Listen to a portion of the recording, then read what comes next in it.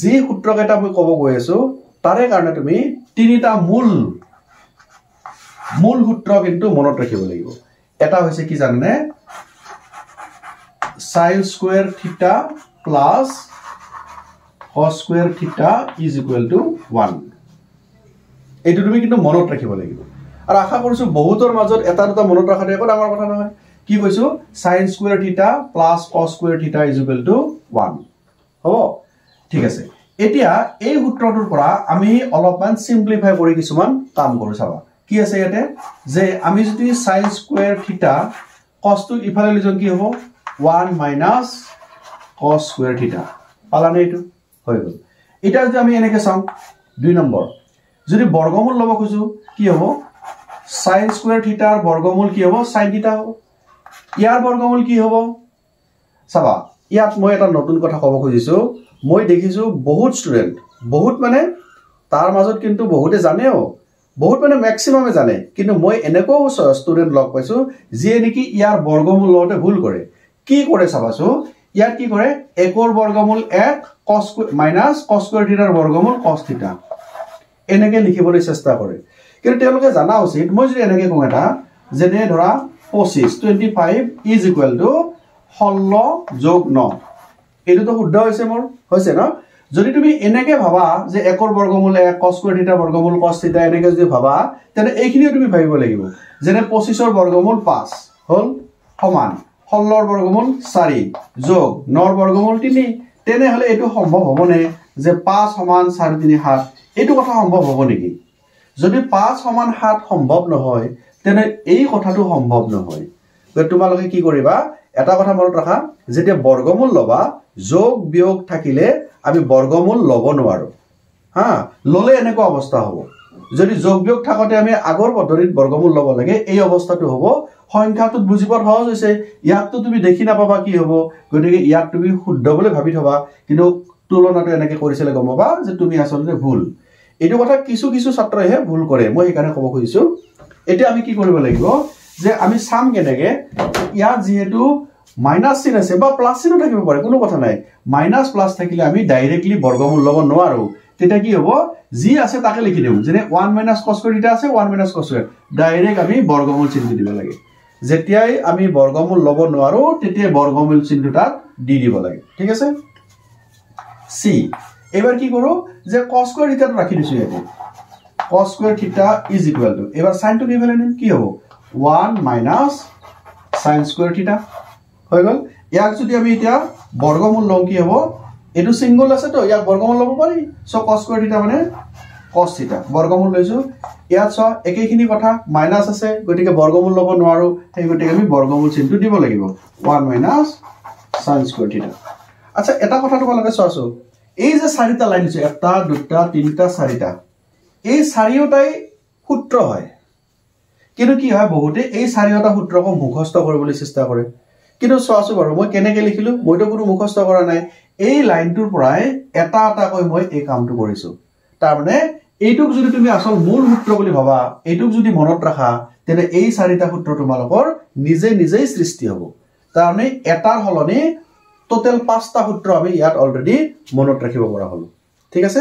আৰু হেনেকে আছে হেই কেটা তোমালোকে চোৱা তে মই এখিনি মুছি দিছো তোমালোকে ভালকে স্ক্ৰিনশ্বট মাৰি থব পাৰা কোনো কথা নাই কিন্তু কিতাপত দিয়াই আছে এতিয়া মই তোমালোকক এখিনি কথা ক'ব যাও 2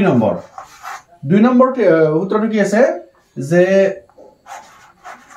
sec square theta minus tan square theta is equal to 1 এইটো সূত্ৰ যেনেকৈ তুমি sin square theta plus cos square theta is equal to 1 বুলি মনত ৰাখিছিলা এইটো তুমি মনত ৰাখা যে sec square theta minus tan square theta is equal to 1 মানে এক হোৱা সূত্ৰ হিচাপে মনত ৰাখা ঠিক আছে is equal to 1 হোৱা সূত্ৰ হিচাপে এইটোৰ কাৰণে আমি কি পাম a sec square theta is equal to কি কৰিম এইটো ইফালে দিম তো ইয়াতে 1 আছে মাইনাস তো ইফালে প্লাস হ'ব 1 plus tan square theta হৈ গল ইয়াক যদি আমি বৰ্গমূল লওঁ মনত ৰাখিবা তোমাৰ লেসনত থকা গণিত বিলাকত বৰ্গমূলৰ বহুত প্ৰয়োজন হ'ব হেগতে আমি তাৰ সূত্ৰ বিলাক জানিব লাগিব so sec theta is equal কি হ'ব root over দিব লাগিব আগৰ দিনটো কলোৱে মই কি root over দিব লাগে সো 1 plus যেনেকৈ আছে তেনেকৈ লিখিম tan square theta ইয়াৰ পিছত কি কৰিছো আমি এবাৰ tan টো ৰাখিছো চাবা tan square theta is equal to তুমি এনেকৈ ভাবাছো মাইনাছ টেন স্কোৱাৰ থিটা আছে তো আমি ইয়াক এইফালে নিছো কি হ'ব প্লাছ টেন স্কোৱাৰ থিটা হ'ব 1 টোক আমি এইফালে আনিছো কি হ'ব যে sec স্কোৱাৰ থিটা মাইনাছ 1 হলেনে চাওছো এবাৰ এই আগৰ লাইনটো যে ইয়াতে টেন স্কোৱাৰ থিটা আছে হয়নে যদি তুমি টেন স্কোৱাৰ থিটা এইফালে নিয়া কি হ'ব sec স্কোৱাৰ থিটা মাইনাছ টেন স্কোৱাৰ থিটা হ'ব 1 টোক যদি এইফালে আনা কি হ'ব 1 হৈ যাব তাৰে sec স্কোৱাৰ থিটা মাইনাছ টেন স্কোৱাৰ থিটা 1 ইয়াক আমি এনেকৈ লিখিব পাৰো যে টেন স্কোৱাৰ থিটা sec স্কোৱাৰ থিটা মাইনাছ 1 বৰ্গমূল লোৱা কি হ'ব tan theta is equal to our root over sec square theta minus 1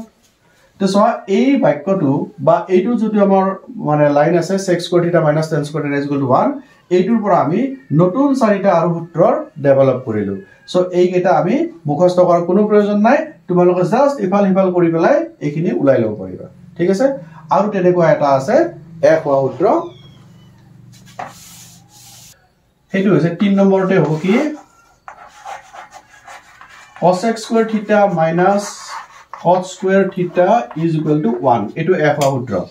cosec square theta minus cot square theta is equal to 1 ইয়াক যদি আমি কৰো কি হ'ব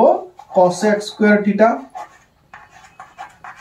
is equal to এফালে নিম আমি কি হ'ব 1 plus cot square theta হ'ব মাইনাস তো প্লাস হৈ গৈছে না b টু কি লিখিম আমি যে বৰ্গমূল লৈছো cosec theta is equal to root over 1 plus cot square theta হবনে বর্গমূল লব লগা হৈছে c2 এবাৰ আমি cot টু ৰাখিম ইয়াতে cot square theta is equal কিমান হ'ব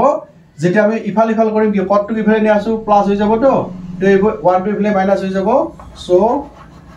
cosec square theta minus 1 হ'ব না এটো আৰু যদি আমি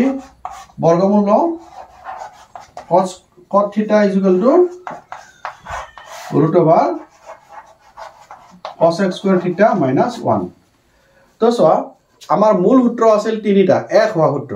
এটা কৈছিলো sin square theta plus cot square theta is equal to 1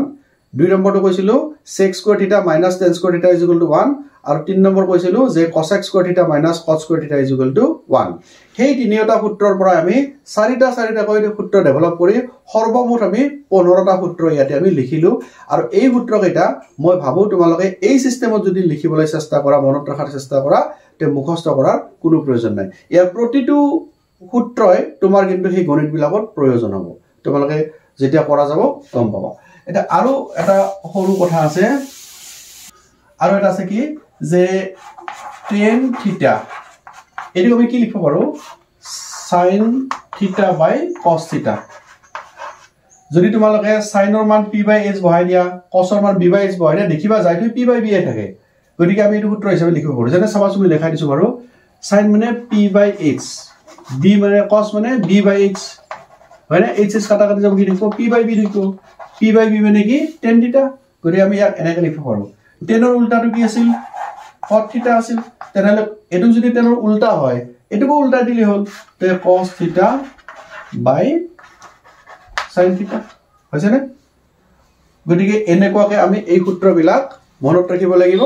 আৰু ইয়াৰ পিছৰ পৰ্যায়ত যেতিয়া আমি গণিত কৰিম লেসনটো লম তেতিয়া আমি এইবিলাক ব্যৱহাৰ কৰিব লাগিব ঠিক আছে নে সো আজিলৈ মই ক্লাছটো ইমানতে এৰিলো আৰু খণ্ড খণ্ড হিচাপে মই তোমালোকক এই ত্ৰিকোণমিতিৰ ক্লাছ বিলাক লম আশা কৰিছো যে তোমালোকে ভালদৰে মনোযোগেৰে চাবা আৰু নিশ্চয় বুজি পাবা ধন্যবাদ